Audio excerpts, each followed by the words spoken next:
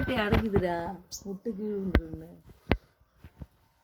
அந்த இலையை பிச்சுட்டா எனக்கு சரியாக தெரியல அந்த இலையை பிச்சுட்டுடா பக்கத்தில் இருக்கு இலையா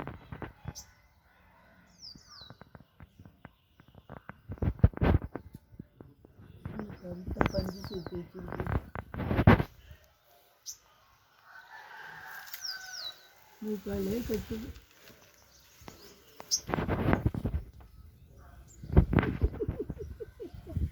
சிவப்பு இது மாதிரி சுறுசுறுப்பாக இருக்குது